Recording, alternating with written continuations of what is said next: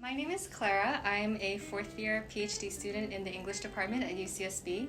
and my work is on Asian American and African American performers and writers who are interested in beauty and forming ideas around beauty. And I taught the English 147 class, Animating Poetics.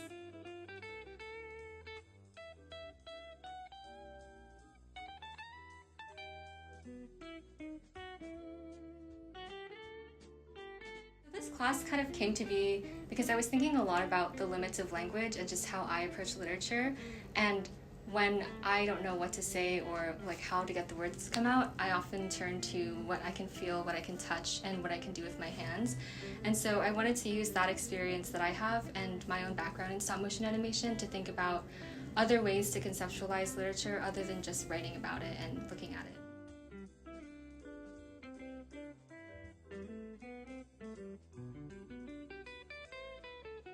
So this class was largely inspired by my animation professor, Jody Mack, who works with textiles. And I was thinking a lot about textiles and how she challenges notions of femininity through her use of the fabric.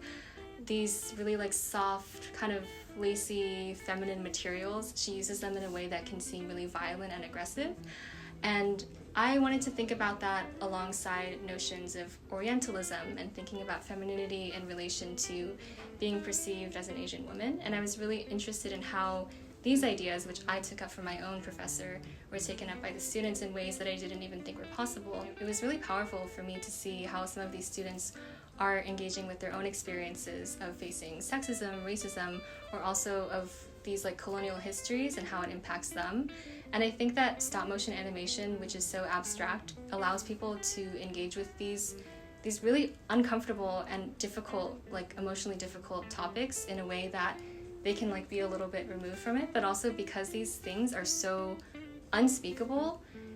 it allows us to emotionally feel them in ways that we can't necessarily through writing about them. But we're like both engaging with literature, but then also kind of taking it beyond itself and really, really sitting with the emotions of it all.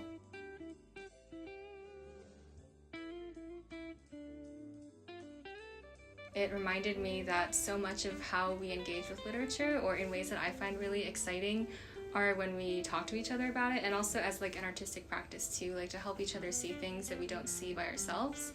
I think that one of the best parts of the class for me was getting to talk to the students one-on-one, and we had these kind of like check-ins, and I think just how to keep having conversations about literature and artistic practice as something that requires a lot of alone time and like introspection, but also eventually something that can bring us closer to each other and help us think through the literature in deeper ways, but like alongside each other. And also just continuing the sense of community and just like talking to each other about art and literature can help us like engage our own strong suits and like give further lives to the art that our friends are creating.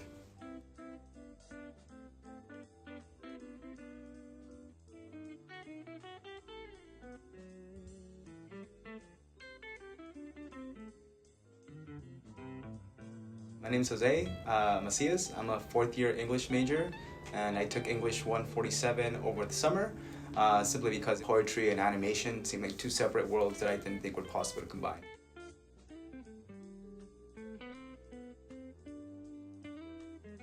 I think it was the art form itself. It was new to me, so obviously capturing images and making it all one cohesive video is definitely something that like I feel like takes a lot of detail. If you're looking at one image and you're saying what needs to happen in this image, but when you look at the final product, is like that single image, that single frame doesn't matter. And I think that interaction where it becomes a physical thing that you're doing with your hands, a new thing that you're learning to reiterate literature or reiterate something that you read or you felt, I think that in itself is a very different approach to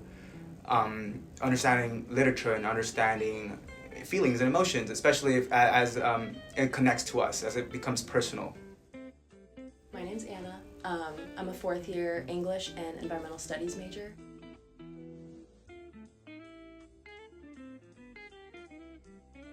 I'm a hands-on person. I'm a visual learner, but also a sensory learner, and being able to make an animation with pieces from the short films that we were watching and short readings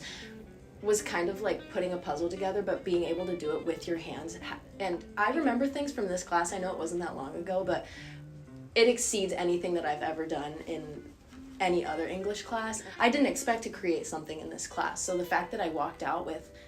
not just one but two animations and getting to experience everybody else's, it dug deeper, so much more than just like readings after readings and textbooks, and hands down like the coolest class I've ever taken.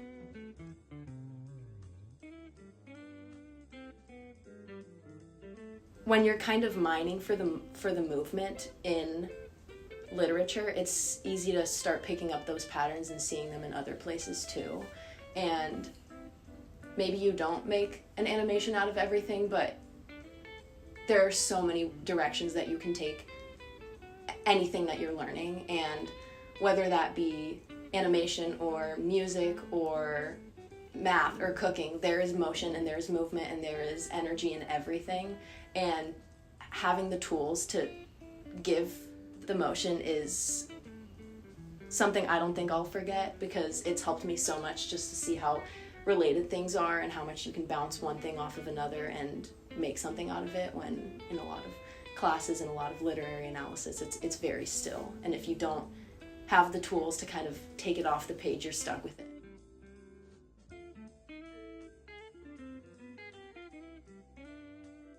Class was a collaboration between 3 departments, and so the first of those being the English department, which is my home department,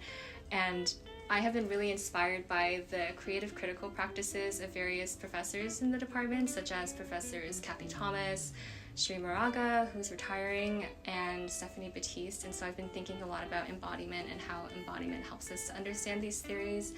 And then the Film and Media Studies department, which lent us the animation studio through Chris Jenkins, and the Media Arts and Design program through Media Arts and Technology with Marcos Novak. And so that's actually the department that does this collaboration with English and other departments, which is that they add a practical or design element to existing classes in various departments.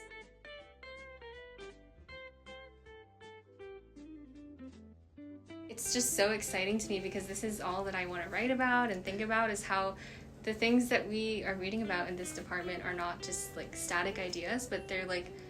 things that inform our lives, how we make art, how we relate to each other, and just that the students work so hard. I haven't seen such a scramble to like want to do work ever. So it was really cool to see people really want to engage with ideas, because it's fun to be like doing things, and that doing and, you know, making art and being playful is also a way of theorizing and being critical of the world we live in.